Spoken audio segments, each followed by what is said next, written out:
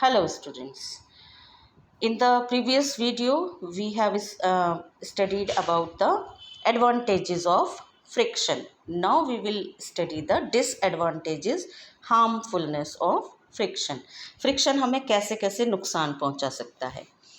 Damage to machine, हमारी machine को ये डैमेज कर देता है. Rubbing of your palms makes you feel warm. जब हम पाम्स को, हम अपनी हथेलियों को एक दूसरे के साथ रब करते हैं तो हमें फील होता है कि वो वार्म हो जाती हैं, गर्म हो जाती हैं. Similarly when the moving parts of a machine are rubbed against one another, a lot of heat is generated due to the friction produced between them. जब हम किसी मशीन को चलाते हैं तो उसके जो पार्ट्स हैं जब एक दूसरे के साथ रब करते हैं तो हीट प्रोड्यूस होती है और उसकी वजह से वो पार्ट्स डैमेज हो जाते हैं. This heat can damage the machine gradually, और इससे धीरे धीरे हमारी जो मशीन है वो ख़राब होने लगती है, उसके पार्ट्स जो हैं वो टूटने लगते हैं. Wear and tear. Friction causes wear and tear of the parts of the machine in contact.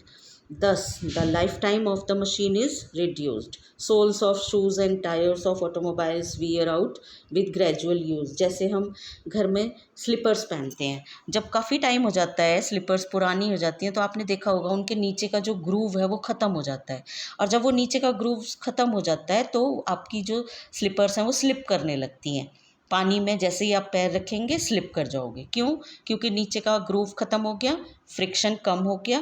Friction कम होते ही आप स्लिप करने लगते हो. बिल्कुल इसी तरह से जब हमारे टायर्स के जो ग्रूव्स होते हैं वो घिस जाते हैं, ख़त्म हो जाते हैं, तो वो स्लिप करने लगते हैं. तो ये क्यों हुआ? Wear and tear due to friction. Therefore, the worn out pieces have to be replaced from time to time. हमें चीज़ों को ठीक करना पड़ता है, बदलनी पड़ती हैं चीज़ें. Loss of energy. Friction always opposes the relative motion between any two objects in contact. दो जो भी चीज़ें कांटेक्ट में होंगी और जब वो एक दूसरे के अपोज करेंगी मोशन को, तो हमेशा लॉस ऑफ एनर्जी होगा. Therefore, extra energy is spent in overcoming friction. Suppose कीजिए हमने कोई मशीन चलाई, मशीन चलाने में हमने मशीन को चलाने के लिए इलेक्ट्रिसिटी उसको दिया. इलेक्ट्रिसिटी जब हम उसको सप्लाई करेंगे तो हमने इलेक्ट्रिसिटी सप्लाई करी थी, एनर्जी सप्लाई करी थी मशीन को रन करने के लिए. लेकिन मशीन जब रन होती है तो उसमें आवाज़ आती है, उसकी साउंड को हमने प्रोड्यूस नहीं किया. उसकी हीट गर्म हो जाती है मशीन, उसकी हीट को हमने प्रोड्यूस नहीं किया. वो भी प्रोड्यूस हुई, हीट एनर्जी भी प्रोड्यूस हुई, साउंड एनर्जी भी प्रोड्यूस हुई, और इन दोनों को प्रोड्यूस करने में हमने जो एनर्जी उसको सप्लाई करी थी वो वेस्ट हुई. इसका मतलब हमें ज़्यादा एनर्जी सप्लाई करनी पड़ती है किसी भी मशीन को रन करने के लिए, क्योंकि ये मशीन जो है वो हमारी एनर्जी को किसी और फॉर्म में चेंज करके वेस्ट भी करती है. तो इससे हमारी एनर्जी जो है लॉस होती है. Therefore extra energy is spent in overcoming friction. Thus, friction involves an expense of energy. For example, as much as 10% of fuel burnt in a car is used to overcome the friction in the engine. 10% fuel car के अंदर, scooter के अंदर सिर्फ engine को start करने में use हो जाता है, जबकि हमारा व्हीकल मूव नहीं कर रहा है. तो ये वेस्टेज ऑफ एनर्जी है. To overcome the friction, thus it increases the expenditure on fuel. तो हमारा फ्यूल का एक्सपेंडिचर बढ़ जाता है. Number 4, reduces the efficiency of machines. Some of the force applied to run a machine is wasted in overcoming the friction between its moving parts. कुछ energy हमारी waste हुई, इससे क्या होगा? हमारी मशीन को ज़्यादा वर्क करना पड़ेगा. This reduces the efficiency of the machine. For this reason the efficiency of any machine is always less than 100%. किसी भी मशीन की जो एफिशिएंसी है वो 100% नहीं हो सकती. क्यों? क्योंकि वो 100% वर्क नहीं दे सकती, क्योंकि कुछ ना कुछ एनर्जी उसकी फ्रिक्शन की वजह से वेस्ट हो जाती है. Now how can we reduce friction? देखिए, हमने जब उसके एडवांटेजेस पढ़े थे तो हमने इंक्रीज फंक्शन पढ़ा था. जब हम उसके डिसएडवांटेजेस पढ़ रहे हैं तो हम डिक्रीज फ्रिक्शन पढ़ रहे हैं. कैसे हम फ्रिक्शन को कम कर सकते हैं? It must be noted that we can reduce friction but can't make it zero. कभी भी हम फ्रिक्शन को ज़ीरो नहीं कर सकते. Some ways to reduce friction are as follows. Number 1, by lubricating. अगर हम lubricants यूज़ करें तो इससे फ्रिक्शन कम हो जाता है.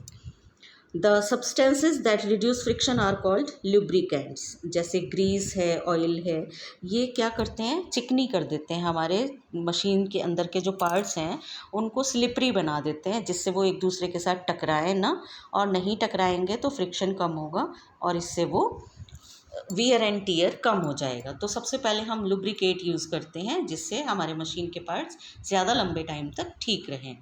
By using a lubricant like oil or grease, friction can be reduced. When a lubricant is applied between the moving parts of a machine, a thin layer is formed there. The lubricants fill up the irregularities, tiny hills and valleys of the surfaces, making them smoother. Interlocking of irregularities is avoided to a great extent and movement becomes smoother. बिल्कुल उसी तरह से जैसे मैंने आपको example बताया था कि अगर हम पेपर के ऊपर ऑयल डाल दें या बटर पेपर के ऊपर लिखने की कोशिश करें तो वहाँ पर हम नहीं लिख सकते। क्यों नहीं लिख सकते? हमने पेपर के ऊपर ऑयल डाल के क्या किया, उसके जो इरेगुलरिटीज़ थी, जो उसके अंदर ग्रूव्स बने हुए थे पेपर के अंदर, हम उनको फिल कर दिया। हम जो भी उसके ऊपर ऑयल डाल रहे हैं वो उन इरेगुलरिटीज़ में जाकर बैठ गया। अब इरेगुलरिटीज़ ख़त्म हो गई। जब इरेगुलरिटीज़ ख़त्म हो गई तो हम उसके ऊपर जब पेन चलाते हैं तो पेन स्लिप करता है और हम उसकी इंक को लॉक नहीं कर पाते। बिल्कुल इसी तरह से किसी भी इंजन के अंदर, किसी भी मशीन के पार्ट के अंदर हम अगर ग्रीस लगा दें तो उसकी इरेगुलरिटीज़ फेल हो जाती हैं और इससे हमारे मशीन के पार्ट्स की जो लाइफ है वो बढ़ जाती है। Talcum powder is a dry lubricant that reduces friction. Talcum powder के साथ एक और चीज़ मैं आपको बताती हूँ, ग्रेफाइट। ग्रेफाइट जानते हैं ना, पेंसिल का लेड जो होता है, ये एक बहुत अच्छा लुब्रिकेंट होता है। ये बहुत फाइन पाउडर होता है और हम इसको बहुत सारी मशीन्स के अंदर ड्राई सॉलिड फॉर्म में यूज़ करते हैं। जैसे हम टेल्कम पाउडर यूज़ करते हैं, आप लोग कैरम बोर्ड खेलते होंगे तो कैरम बोर्ड पे जब हमारी कॉइन्स जल्दी जल्दी इधर उधर नहीं जाती हैं, मूव नहीं करती हैं, तो हम क्या करते हैं, थोड़ा सा टेल्कम पाउडर लगाते हैं, जिससे हम जब स्ट्राइकर से कॉइन्स को मूव कराने के लिए हिट करते हैं तो वो जल्दी से मूव कर जाती हैं। तो टेल्कम पाउडर ने क्या किया, हमारे कैरम बोर्ड के ऊपर जो इरेगुलरिटीज़ थी, जो ग्रूव्स बने हुए थे, उनको फिल कर दिया और हमारी कैरम बोर्ड की जो सरफेस है वो स्मूथ हो गई और उससे हमारा जो कॉइन है वो जल्दी से मूव कर जाता है। So a coin travels much faster on a powdered carrom board then on an unpowdered carrom board. Graphite powder is used in machines to reduce friction. आपको एक चीज़ और बताती हूँ, यहाँ पर उसका आई थिंक नाम नहीं आ रहा है। वाटर भी यूज़ किया जाता है for making for filling the grooves. आपने देखा होगा कभी कभी किसी मशीन में हम पानी भी डालते हैं। पानी डालने से क्या होता है, उसकी जो इरेगुलरिटीज़ होती हैं वो फिल हो जाती हैं। सपोज़ कीजिए हम चल रहे हैं हमारे घर में, हम नीचे फ्लोर पे पानी डाल दें तो उसके ऊपर चलना मुश्किल हो जाता है, फिर हम जब स्लिप करने लगते हैं। क्यों? क्योंकि उसकी इरेगुलरिटीज़ फिल हो गई तो उससे स्लिपरी हो गया हमारा फ्लोर। और सोप वाटर होगा अगर तो वो और भी ज़्यादा मुश्किल हो जाएगा, क्योंकि सोप स्लिपरी होता है। अब स्लिपरी मटेरियल हमने डाल दिया फ्लोर के ऊपर तो क्या होगा, इरेगुलरिटीज़ तो ख़त्म हो ही गई, साथ साथ वो स्लिप भी कराने लगेगा।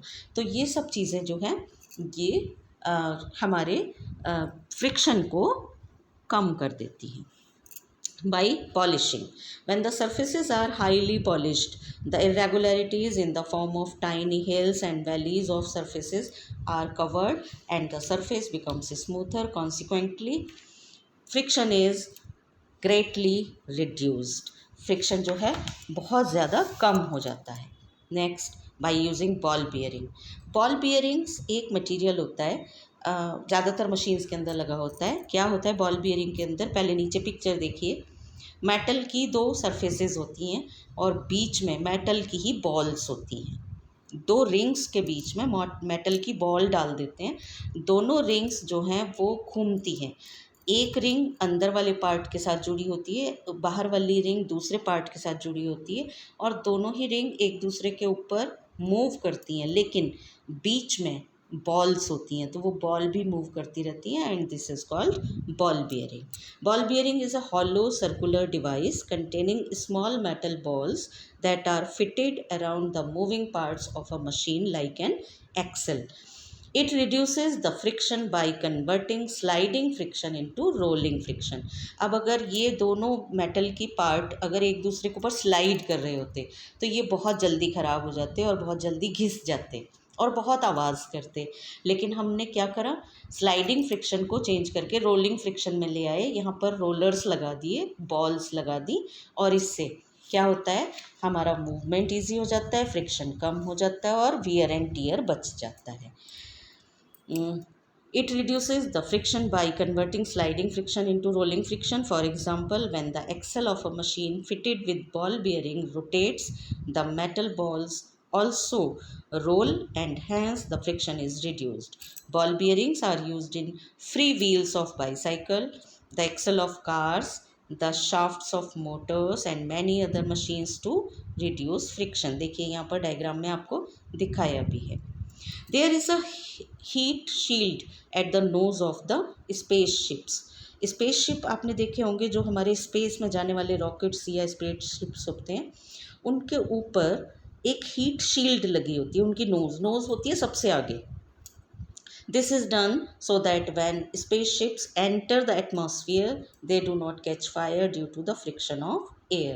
वो बिल्कुल पॉइंटेड बनाई जाती है और इसलिए बनाई जाती है कि यहाँ पर हीट शील्ड लगाई जाती है, जिससे जैसे ही ये एंटर करेगा स्पेस में तो इतना ज़्यादा फ्रिक्शन ना हो जाए कि ये फायर को कैच कर ले। तो वो वहाँ पर हीट शील्ड लगाने से हम इसको फायर से बचा लेते हैं। Fourth is by using rollers and wheels.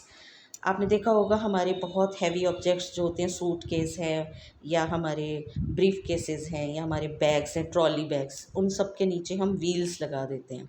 Many heavy objects like big suitcases are provided with small wheels called rollers to reduce friction so that they may be carried easily by pulling. The wheels of trains as well as the tracks on which they run are made up of steel. This reduces the rolling friction and the train runs very fast. जब हम steel का बनाते हैं तो इससे क्या होता है, रोलिंग फ्रिक्शन हो जाता है स्लाइडिंग की बजाय, और इससे ट्रेन जो है वो बहुत तेज़ चल पाती है। बाय स्ट्रीम लाइनिंग, अगर हम किसी बॉडी की शेप को स्ट्रीम लाइन बना दें तब भी हम फ्रिक्शन को कम कर सकते हैं। You have learned about streamlined shape. The bodies of ships, boats, aeroplanes, automobiles are made streamlined to minimize the force of friction with the medium they travel. अगर बॉडी की शेप स्ट्रीमलाइंड होगी तब भी हम फ्रिक्शन को कम कर सकते हैं।